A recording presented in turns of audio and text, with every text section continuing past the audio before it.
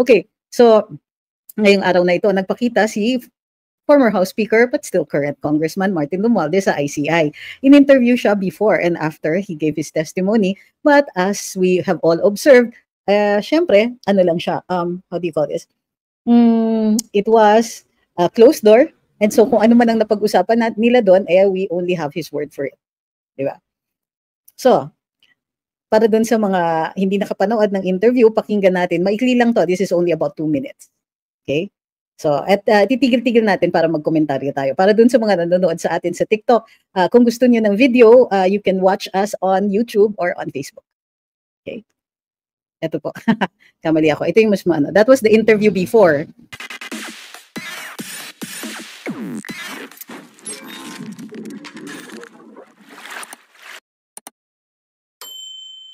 I was invited to the ICI to share my personal knowledge on the budget process, and of course, any information about insertions on the flood control. That was the basis of my invitation. I'm glad to have shared any and all personal knowledge and information to the ICI because I want to help the ICI in its investigation. We want to support the investigation, the fact-finding, to resolve the issues surrounding the concerns of the ICI. Nagpapasalamat ako talaga sa member ng ICI that I was finally given an opportunity to share my side of the story. So, kumbaga sa ngayon po, it's about facts and evidence and hindi lang political noise or speculations. Kaya, ulitin nga natin yan. May sinabi ba siya?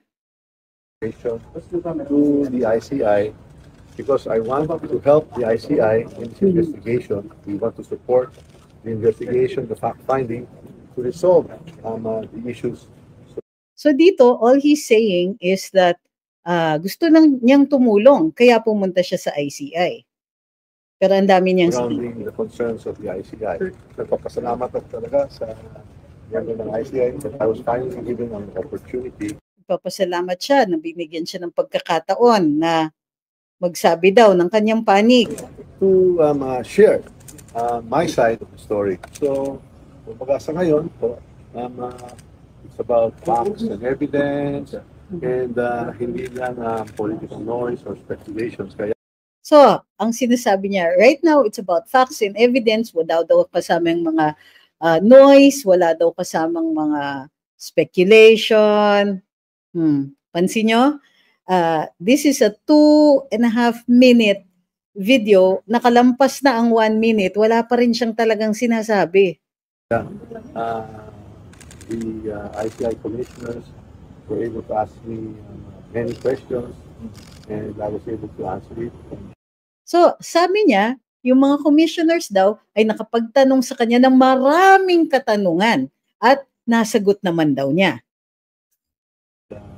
I feel very, very happy and welcome this opportunity to share all everything I know. So yun yung represent. So ngayon, feelings naman niya. Masaya daw siya na nakapagbigay siya ng panig niya. Wala pa rin tayong naririnig tungkol sa flood control. Ano pong tingin mo dapat niyong gawin? The ICI will have resource persons invited here and we shall await for the same. Iniintay daw niya yung mga tatawagin na susunod na mga resource persons. Wait, hindi na pinag-uusapan ng testimonya niya. Do you think he should come back to the country? Well, any and all resource persons who are invited here, we expect them to return. Tingnan mo, tinanong siya tungkol kay Zaldico. Dapat ba daw siyang bumalik? Well, expected naman pag invited ka na resource person, expected kang dumating. Kung kayo sa commission, I'm ready to come back to the commission anytime I'm invited so that if I can share more information, I will do so. So yung meron po ba ng question na natin? Diba? Willing pa daw siyang bumalik to share whatever else he knows. Pansinin nyo, medyo tensionado yung mga abogado niya sa likod. Sir, are you going to release your SALM? I will do at the instance of the commission. So, Sir, yung speaker. Sir, tinanong siya, magre-release ka ba ng SALN nyo? I will do in the instance of the ICI or the commission. Ano? Wala siyang sinabi. And hello, finifines niya and the reporters are not doing anything. They're not asking him tough questions. They're not saying, "Sir, ano yun?" Sa question na natin. I'm not invited. Sir, yung pong sinabi ng witness ni Ano yun? I'm not invited. Sir, yung pong sinabi ng witness ni Senator Marcoleta, and would you like to comment yung kay Ori? Well, Hindi siya invited sa Senate. Witnesses that were presented are discredited already for having presented falsified documents in the So, ang mga witnesses daw, discredited na. Hindi pa tapos ang hearing, take note ha. At for having daw presented falsified documents. form of testimony. And their testimonies have already been denied by the... But do you confirm po that he was At dininay na daw yung mga testimonya na yon. part of your security? He's not part of my security. O yung isang witness, tinatanong ko, is he really part of his security? Can he confirm? Di daw. And Thank you very much. Thank you. yun, sorry. Okay, that was the next video. So, nung bago siyang dating, ito pansin na pansin namin, nandun sa post ni Crisette, worried yung mukha niya. At halatang halata, nangayayat siya. Sabi ng ibang mga tambay dun sa Luminous, baka naman naka-Ozempic. Pero yes, he lost a lot of weight. So we know that he's worried. Or hindi siya makatulog or something, nababahala siya dito. I don't think that this is a good time for him to have started a weight loss program. Well, but from the looks of it, okay, sabi ni Monsoor Range, ang galing niya magpasikot-sikot, halatang nagsisinungaling. Alam niyo sir, kung magaling siya magpasikot-sikot, hindi natin yan nahalata. So, sabi ni Abel, napakasinungaling. So, sabi ni Josie, he's not himself, halatang these are all for show. Anong for show, ma'am? Wala nga siyang sinasabi. Anong sino-show? Wala siyang sino-show, ma'am. Hindi ito magaling. This person is saying a lot of things, using a lot of words, but saying absolutely nothing. Okay? Oh, it's all about evidence, and I give them facts, and I'm thankful for having given my side of the story.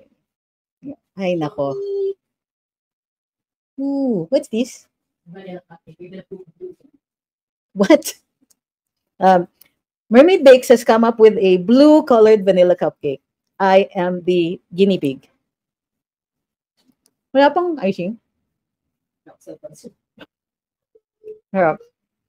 But it's vanilla vanilla E. Sarap. Kulay blue siya. Anyway, tama ng advertising. Hindi pa to test cupcake pa lang to, hindi pa to for order. Pwede kayong mag-order ng pineapple upside down cake. Yung ads muna ng cupcake. Sorry, nalusutan tayo ng cupcake eh.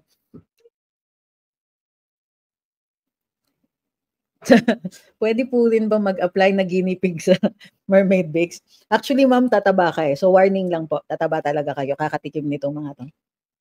Tapos kasi minsan, hindi mo makukuha kaagad yung lasa. Hingi ka pa ng second round. So, ito, sabi ni Ma'am Mary Lou, just for the sake of answering sa mga tanong, halata namang sinungaling. So, yun na nga. In other words, anong tinatago nitong mga to? Alam nyo, if there was nothing for him to hide, wala naman siyang kinalaman. Kung ako siya, sasabihin ko, well, I was only limited in my role to approving the final version of the House bill. O, di ba? No. Or pwede rin naman niyang sabihin, talagang walang dyan. Most we met and we decided that these things are of such national importance that we could absolutely not sign it. Kumbaga, di ba? I mean, ewan ko ba? So, yun yung pang bad trip ko sa inyo for the day. But the good news is, halata naman. Diba? So, okay, right now they're in power. So, si BBM ang presidente, pinsan niya itong tinatawag ng ICI, and it's not selling well with the public. Kasi ang ginagawa ni BBM na, sige, pang nga to, for show. Ito yung circus na pinapakita niya sa amin and everybody saying their lines. So, ang linya ni former House Speaker ay, basically, wala akong kinalaman dyan, hindi totoo, I can tell you about the budget process, kabisado ko yan, but as to the wrongdoing of those people in Congress who might have made these insertions, ay wala akong alam dyan, wala akong kinalaman talaga, I never attended any of those meetings. Bakit? Kailangan mag-survive yung mga pamilya Marcos. O, di ba? Ano yung kagustuhan nila? Ang gusto nila, sila po ay manatili sa poder, manatili sa mga pwesto nila at any cost. Hi, Paolo! Uy, guys, nanonood si Paolo Lino Canilote. Ito yung ito yung Flawless. Siya yung taga Davao na vlogger na Flawless. Dami-dami na niyang followers. Okay, hi naman si Paolo. Hi, Paolo! Thank you for being here, for dropping by. Sabi ni Gigay, sino may kinalaman po? Si BBM? Aba, lahat sila. Because everybody signs along the way. On the House version, alam yan ng House Speaker. Ganito yan eh. Sabi ng Saligang Batas, hindi ka pwedeng maglagay ng sobra sa National Expenditure Program. Ito, gazillion pesos ang sobra-sobra.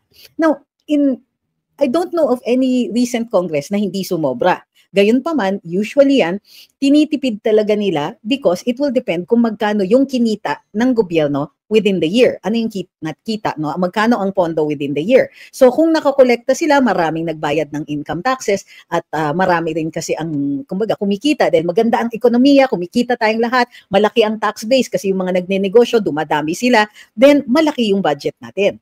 But of course, it's never always going to be enough. It's always never going to be enough if you can understand what that means. So, you try to distribute as much as you can for each of the agencies. Mag-prioritize ka, pupunuin nyo yung mga importante like healthcare, pupunuin nyo yung mga defense, education, pinaka-importante dapat pinupuno yan. Pero like I said, commensurate, depende sa pera. And in a country like ours, parati nilang sinasabi, walang pera, kulang sa pera, ganyan. Only one president has ever told the public, sige, gawin natin, may pera naman. Kilala niyo na kung sino yon. But, napansin ko in the Marcos administration, hindi na nga nakakahingi yung mga tao. Kasi, there are no opportunities. Ang parating nagsasalita ay ang mga kongresista. Sila yung nagde-decide, sila yung nagde-determine kung ano. So, sino mauuna sa budget, sino yung priority, and so on, di ba? Ngayon, ang hindi natin napapansin, pero ang lakas-lakas ng sabi-sabi ay itong kongreso daw ay nagbibigay nga sa mga ahensya, pero ayon dun sa ilang mga witnesses or mga nakausap natin or ng mga kasamahan natin is that nagbibigay nga ang kongreso pero nagkakaltas din sila. Ito ang kwento ni Vice President Inday na nilapitan daw siya nasaan at hinihingi ng kongreso or some congressmen yung kanilang share ng kanyang budget. Wala siyang binigay. Okay? So, yun po yung So, ibig sabihin, pumuporsyento daw, according to VP Inday, ang ilang mga kongresista, or ito yung makukonclude natin sa sinabi ni VP Inday, parang pumuporsyento sila sa budget ng mga ahensya. Pero beyond that, pumuporsyento din po sila sa mga proyekto at ito ang naging basihan para sa pag-iimbestiga sa flood control. Sabi daw, merong malaki yung binibigay na pondo, puporsyento yung congressman or whoever it was who sponsored the insertion, maraming nilalagyan yan eh. So, ano yung testimony ng mga diskaya? Kung sino-sino binibigyan, ultimo yung magpapadala ng for signature, binibigyan din yon. Sa dami ng pinapartihan nila, kailangan maipagkasya lahat. So, maglalaan ng malaking amount ang Kongreso, which is the House and the Senate, para masatisfy yung greed ng so many government officials. So, given this admission, this direct testimony, alam na natin kung bakit there's so little money for government infrastructures. Kahit nakalaan yan, kahit budgeted yan, hindi na popondohan o popondohan na napakaliit, so hindi talaga umuusad yung proyekto. And part of the corruption is pag inaalaw natin magbabago yung kontrata, they allow the contract to take longer. Kumbaga, naaantala ang publiko, hindi nagagawa yung mga infrastructure projects kasi tumatagal ito. Salamat kay P. Drew. So, blue cupcake. Hi, Sir Ferdinand.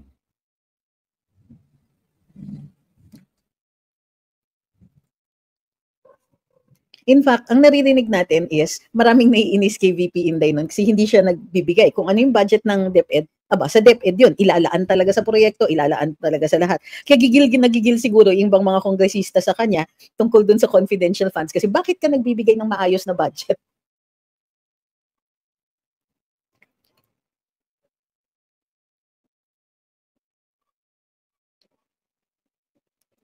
Sabi ni Legendary Nab, we have to change the system. Actually, ako, you know why it doesn't work anymore? We've been changing the procurement system. It's been changed so many times, pahigpit ng pahigpit ng pahigpit ng pahigpit. But the problem isn't the law. The problem isn't even the system. The problem is impunity. It's the officials who are assured na hindi sila na nakakasuhan. Look at what happened today. Oh, I give them facts. I told them my side of the story. Wala siyang sinabi. We don't know kung ano yung tinanong kay Mr. Former Speaker. We don't know kung anong diniscuss dyan. We don't even know kung mayroon talagang tinanong sa kanya. The lack of transparency is appalling. Pero kasi itong mga to, kung magagalit sila na bakit walang transparency, humingi tayo ng transparency. It's because pag ang Kongreso ang nagko-conduct ng sarili nilang mga investigasyon, nilalantad nila sa publiko. Pinapahiya nila at binubuli nila yung mga resource persons nila. So, in that instance, walang proteksyon ang mga resource persons. Pero in this instance, itong mga tao na supposedly nananagot for a crime that they suspect is being committed, pero yan, walang transparency. Hindi man lang tayo makabawi-bawi sa ginagawa ng Kongreso sa atin. Ano?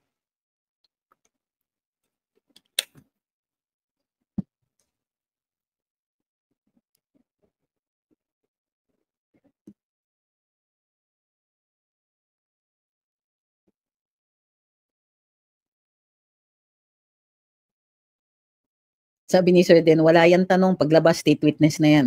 State witness, paano ka mag-state witness? Unang-una, di ba tinanong din siya, are you going to go to the Senate? I wasn't invited. O bakit siya hindi siya invited? Sabi ni Ma'am Nina, Forbes, HOA lang, malakas sila nagpa-resign kay Martin and Speaker para hindi sila guluhin ngayong ni-rally, nagpa-clearance naman si Martin sa ICI. Ha, takot mapalayas yan sa Forbes. Forbes ba yung nagpa-resign sa kanya? Sabi ni Ma'am Marie, Tamba must be telling the rest of the congressmen involved to hold the line until they kick the last Duterte in the government. Lalo na he's backed by the president and protected by the men in uniform. How do we resolve impunity? You crush the impunity. So, ganyan nga itong nangyayari. O kunwari, puro sige, laglag natin lahat, basta the people who are more powerful, they get to evade itong ano. First, education yan talaga. Number two, they have to start listening to the people. You know how to resolve impunity? Ayusin yung election system. Yun ang mali. Yung electoral system, yun ang may sakit. Kasi sa totoo lang, we're not getting the leaders that we deserve. It's too expensive. In order for any person to be able to run, kailangan may pera. To be able to win, kailangan mas maraming pera. It's very rare that we get a Rodrigo Duterte na kahit walang pera, pinuno na lang ng ordinaryong mamamayan. Naiko. Sabi ni Ma'am Marlene, tapos lahat ng kalokohan na to, sa mga Duterte na naman ang bagsak ng sisi at tuluyan na talaga sila mabura at wala nang makatakbo sa 2028. Ito nga, may sa akin, may nagchika sa akin, nagmarites sa akin na ang reason kung bakit binawi yung mga family cases na hindi pa na-file o hindi pa na-arraign yung mga akusado, pinull out ni Sec Boying, ni OMB Boying, pag-aaralan daw niya. Now, bakit hindi pa na-file ang mga ito o hindi ito tumuloy sa pagliliti sa Sandigan Bayan? Kulang kasi ng ebidensya. So, hindi talaga yan papasa ngayon. Bakit niya pinupull out ang mga yan? Para hanapan ng additional na evidence at magdadagdag sila ng mga akusado. Ngayon, ang tanong na lang, sinong idadagdag nila? Sigurado ako, it will be either a Duterte, one of the Dutertes, I don't know, they'll pick one at random, or yung mga closely associated with the Dutertes.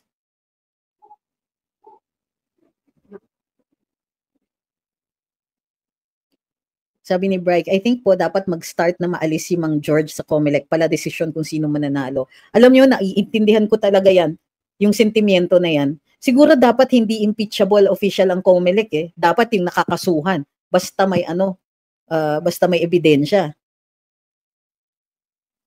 Sabi ni Ma'am Marie, mga viewers and kababayans, please join the rallies. If you can, hold rallies also in your locality. Request for permits para sa ibang mga dates. Oo nga. Can we say that it's organized, intentional, and coordinated by people in power from the president down? Itong ICI, oo, ito planado ito. This will whitewash the investigations. It will exonerate the powerful, and then they will find evidence para dun sa kanilang mga political enemies, because this is how the Marcos administration had been since day one. They are here para they're in power to perpetuate themselves in power, and the only way they can do that is to ensure that they can take down the strongest politicians who can and who do challenge them. This is just another one of that. Remember, nung sinag-announce si Presidente, nagulat daw siya. Flood control, daming anomalya. Mr. President, kailan ka ba na-fact check? Hindi ba isang taon na? Na-fact check siya dun sa sinabi niyang 5,500 flood control projects. Hindi pa siya nagtaka nun? Hindi pa siya nag-decide nun na mag-imbestiga. No, what is the timing? He wants to time it so that by the time lumabas ang mga ebidensya na yan, sakto magko-coincide na malapit na ang eleksyon. Sandali lang, I have a wayward cat. What are you doing? Come down, chicken. Come down. You'll fall. Come down here. Come. Come, everybody wants to see you. Come, Levi. Okay. This is how the Marcos administration has been doing things. Everything, lahat na lang. Remember kung ano ang instructions at ginagawa ni Undersecretary Claire Castro? Kahit ano, ma-connect niya sa mga Duterte, kasalanan ng Duterte yan. Always. Pag kahit ang layo-layo na. Diba? Umaabot na nga sa punto na ano yung sinasabi niya? So, but this is what they've been doing. Claire Castro is always connecting any issue that they can possibly do so to the Dutertes. Lahat ng mga ibang issues. That's why nung announce si Presidente Marcos na magpapaimbestiga siya dito sa flood control, anong una nating sinabi? Gagawin nyo lang yan para may maidikit na naman sa mga Duterte. And sure enough, what did the President say last week? Na-shock daw siya sa ginagawa ni Duterte. Hindi daw siya sumunod sa mga rules. And yet, you look at the skyline of Pasay City, you look at the skyline of Manila, you look at the number of planes that got started, the fact that PNR started again in the South. Nothing speaks louder of your accomplishments than your actual accomplishments. Pero anong accomplishments ni PBBM? Mambintang sa mga Duterte. Ano daw? Alam mo, Dio, that's such a vague question. You're asking for the proportionate. Yung trabaho ba ng Kamara, assuming hindi corrupt, ay proportionate sa ginagastos ng mamamayan? Ano? This is, alam nyo, that's a rhetorical question. And if you want to spout, speeches that are not really grounded in facts or anything like that, you want allegorical statements, eh? So I'm sorry, you'll have to do that on your own. Because if I take your question literally, then that would imply that I need to compute yung mga ginagastos nila. Sabi ni Ma'am Car, any news what's going to happen next sa SC? Ma'am, alam nyo naman na pag may balita, di ba ipababalita ko naman sa inyo? Kung iaakyat pa ba ni Amy? Hindi ko alam po, ma'am.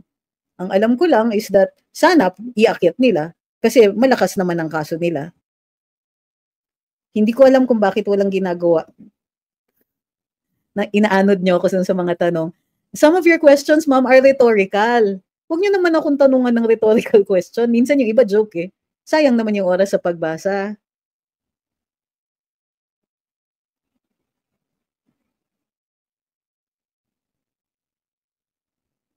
Sabi ni Bright, may kasabihan nga po na a bad president will always blame their predecessor. At yun ang pinakaayaw na ayaw gawin ni PRD.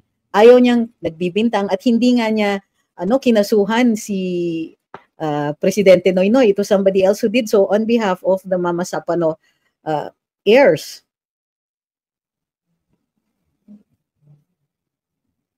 Sabi ni Ma'am BM, from build to blame. O nga eh. Sabi ni Chino, when are you coming to America? Hope to sit with you over coffee here in LA. I don't know if I will be on the West Coast, sir. I will try, but I do know I'm heading east and I'm also heading to the Southwest. Do you think that Mayor Magalong was wrong in accepting the role as advisor in the ICI? I don't think he accepted a role as advisor. He really thought that he would be investigating. After all, as a police officer, he was an investigator. Diba? So, for me, when he accepted it, he truly thought that he could make a difference. Kasi bakit ka sasama? O punta ka sa investigasyon, kakausapin mo yung mga tao, all the better to explain. Even if he was just an advisor, how will you advise if you don't know what the heck is going on? I don't think it was wrong for him to accept it kasi as a result of that, mas dagdag yung ebidensya na ngayon na ito, kalokohan lang to. Mag-hire ka ng napakagaling na investigador pero pagbabawalan mo mag-imbestiga. Ano ba yan? Thank you kay Sir Chino. Ma'am Inday Rosel is asking, create po ang plenary session ng Congress at Senado para po ba magka-vacation abroad or being with their constituents? Ano po nasa batas? Plenary session? Create ang... What are the exact words? Parang mali yun.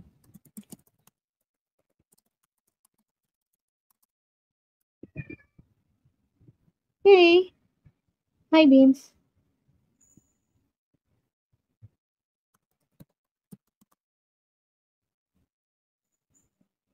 CA. No? Yun, August 26 pa yun. Ma'am, hindi ko po makita kung ano yung sinasabi niyong create ang plenary session. A plenary session means the body as a whole. So kung kunwari, 300 congressmen, 300 po silang upo. That's a session. Hey, you two, stop fighting. No. Beans, ha? No fighting. Sabi ni ako, kumakain kami ng asawa ko, si AJ at mga anak ko habang nakikinig. Kain tayong pancake, sausages, and eggs. Sarap naman!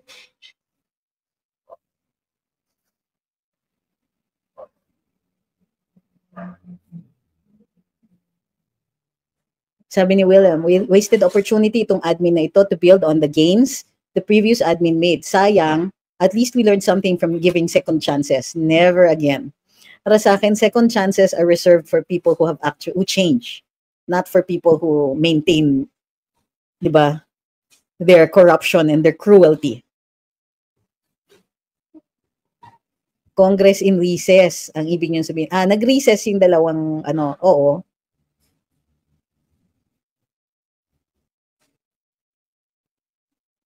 Okay, request na wag naman masyadong mahahaba yung comments para we have time for discussions. Abs, palagay muna sa fridge. Hindi ako makakain, palagay sa fridge. Thank you. Kenny says, I was so glad to meet you last Sunday. Pasensya po. At napanood ko lang uli yung video ng rally sa Raha Sulaiman for the second time. Kanina.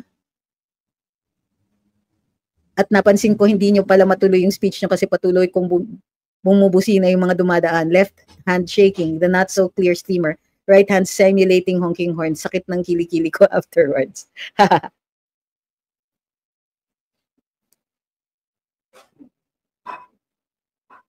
Any comment sa recent development ng case ni PRD? Okay. Ito nga yung sinasabi ko sa inyo. Yes, we have a win. Kumbaga, a small victory. Pinapa-disqualify kasi ng ating panig si Karim Khan. He's the chief prosecutor in the ICC. So, sa ICC. And last August, nag-file ng inhibition si Attorney Kaufman so that he will not go near the Duterte case. Bakit? Si Karim Khan represented or made representations to the ICI on behalf of the Philippines Commission on Human Rights. Yung CHR ang nagpangalan kay PRD bilang suspect sa crimes against humanity. Sila po ang nagbigay ng bigat doon sa nireklamo ng ilang mga pribadong tao sa ICC. So, dahil tumulong na siya noon to name him as a suspect or at least involved siya in some way to name PRD as a suspect, he cannot handle the prosecution's case. Kasi yung pag-accept ng kaso na yon, he already had a role in it. He will no longer, kumbaga, he has declared his interest in winning this case. Now, you might say, talaga namang winning a case yung prosecution, talaga namang si PRD ang nililitis nila. I'm talking about the decision to take on the case itself, for it to be recognized by the prosecution, by the Office of the Special Prosecutor. Pumasok yung kaso na yan, possibly because it was Karim Khan who made representations to the ICC in order to accept it. Now, in addition to that, mayroon siyang pagkakataon to convince the prosecution side to convince them, even without evidence, he gets to talk to them, pwede siya makisalamuha dun sa nagko-prosecute so that they will feel strongly about this case. In other words, may possibility, you can still be biased in favor of your case, di ba? But the prosecution also has the extra obligation na kapag may nakita sila na ebidensya that exonerates the person, they have to stop. They have to pull the plug. They have to nolle prosequi or refuse to prosecute because of the exonerating evidence or exonerating circumstances. But will they do that if they already feel personally involved? And that is the case that we are trying to avoid with Karim Khan. Hindi po, sabi ni Isanel, matatagal ba pag tinanggal si Karim Khan? Hindi po siya ang prosecutor na nag-handle ng kaso ni PRD.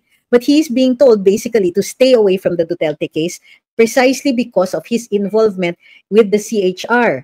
So he might be going to office, going to the prosecution and telling them do this, do that. He could still influence the people who are there. Sabi ni Arnold, sabi daw ni Kong, nag-file daw ng case sa kanyang residence ng Forbes Park. Posible ba yon? It depends on what the case is. So kung kunwari, alarms and scandals, pwede, but that doesn't mean they're going to win.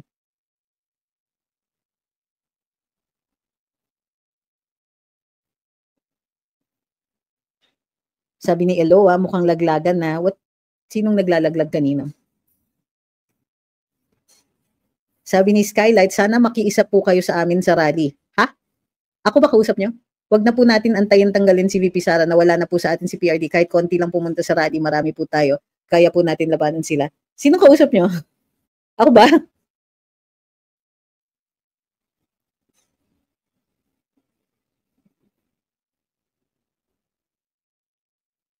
Okay.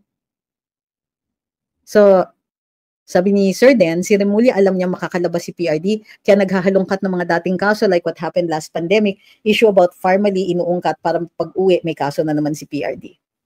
Posible yan. Although I think na they're going after certain officials na close kay PRD.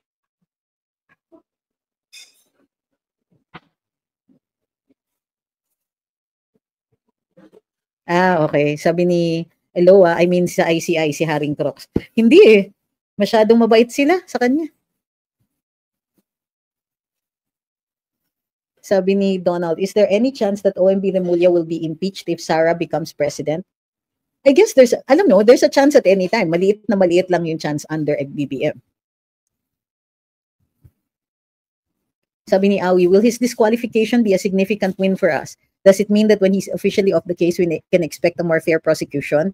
The group of prosecutors moving forward? I don't know how deeply he can influence the prosecutors handling the case. Ang isa kasing sinasabi ni Attorney Kaufman is, bakit ang galante ng prosecution dito sa mga private complainants, pinapayagan nilang tinotroll yung defense. So, yan, posibleng mawala yung ganyan. Kasi unfair yan eh. Yan yung one of those things that the chief prosecutor or the special prosecutor can control. Pwede niyang pagsabihan, huy, bakit ganyan yung mga private complainants? You can't, how do you call that? Yun nga, try to trigger the defense. Down, serve. Okay, wait, serve citing. Say hi. Say hi to everybody. Okay, who's a good dog? Who's a good dog? Who wants a treat? Who wants a treat? Okay, wait lang. Wait, sir. You want a treat? Oh, you have to get down. You have to lie down. Down. Lie down. Come on, lie down. Who's a good dog? Oh my goodness. Yung higa ni Serb talaga dramatic, yung gumagano ba? All right. But you have, okay. Who's a good dog? Who's a good dog? Who's my good dog? Come here. Come here. Show yourself. Show up. Show up. Up. There you go. There, come here. Say hi. Hindi ka nakikita eh. Wait, there. Come on, sir. Over here. Over here. Here. There you go. No. Okay. Sit. Sit now. Sit. Wait. Who's my good dog? Wait. Dali lang po. Up. Wait. There's a good dog. You know how to wait. All right. Go. Okay. Lie down. Sabi ni Simi, witness na pala si Martin Romualdez daw. Resource person. Sabi ni Cass, Grabe yung News 5 FB page, lahat ng comment ng DDS dinidelete sa mga post about Duterte. Tapos halos lahat ng comments ay na magaganda para kay BBM na mga fake or hacked accounts. Grabe na talaga mainstream, nakakasuka. Yun na nga eh. Pero ang pinagtataka ko kung bakit hindi pa sila natatauhan.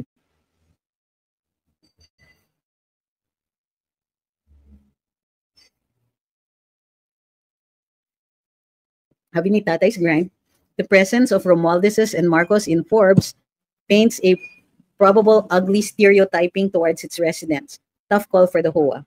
You're right. There's that possibility, yeah. Sabi ni Malikan, resource person against BBM. No po. Resource person against everybody else.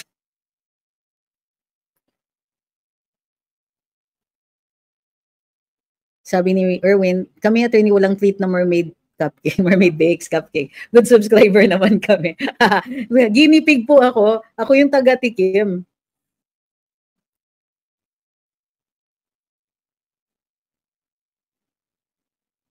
Labrador po yan. Hindi po. Belgian Malinois po. Well, looking younger, kahit walang makeup. Kasi nakatulog na po ako. Nahiya nga ako nung nasa Hague kami, tapos yung mga kasama namin, nagagandahan lahat ng kasama ko. Pagkatapos, ako mukhang losyang, luray na luray kasi, pagod na pagod. I live in the US and want to help DDS in this way in case. I was thinking to develop mobile apps to gather digital signature campaign. Hindi ko po alam kung ako yung tamang kakausapin sa ganyan. Let me think about it kung kanino ko po kayo i-refer. Si John Vic Remulla, new chief security ng Forbes, malupit talaga protection ni Romualdez. Sabi ni Farah, since naging witness si Martin, sinong ituturo niya? Anong akala niya sa mga Pinoy bobo na maniniwala sa mga kasinungalingan nila? Iyon. Sabi ni Mandirigma, if ever hindi tatakbo si VP, may mahuhugot ba tayo? Hindi ko po na-consider yon. Ganito yon kung sakaling meron, sisikretuhin natin yan. Kasi otherwise, attack nila the way they're doing with VP Inday. Natututo na dapat tayo. Sa tingin mo, overpriced yung Farmally products? Ay, hindi ko po nakita lahat. Pero ito yung mga considerations. Supply and demand, and yung relative pricing. So parang alam niyo yung pag tinatanggap natin na may surge pricing, di ba? Sa Grab, pag peak hours, ganun din pagka in a worldwide pandemic where the commodity are things that are necessary. So isa yon. I don't know how this applies sa Farmally kung swak siya. Kung yung ina-attack nila ng mga contracts ay dun sa kasagsagan, sa umpisa ng pandemya na naubos yung mga existing supplies, hindi ba dun sa iba sa amin, pinupondohan namin yung mga gumagawa ng mga PPEs and all that dito sa Pilipinas and elsewhere, yun po yung we needed to do that para tumaas ang supply. So that's one thing that needs to be taken into consideration in determining whether or not something is overpriced. But as to the data, wala po akong data na i-input dyan. Hi, Ma'am Josephine, sabi niya, you forgot to wear your lipstick. Wala kasi akong makeup, hindi ako nag-makeup at all. Lang na mag-lipstick ako, walang anything else. Thank you, Sir Ken, for the donut at saka dun sa Go Popular na gifts na pinapadala. Maraming salamat, ha. So, okay. Sabi ni Ma'am Fleur Delis, so happy nakita ko kayo sa Hague. Kahit saglit lang, kaso di ako nakapag-prepare. Wala man lang ako nabigay as souvenir. Kahit ref magnet man lang. Sana na next time po at makapaghanda na ako. Huwag pong mag-alala. Definitely babalik kami either para sa interim release ni PRD. Hope springs eternal. What can I say? Or whatever.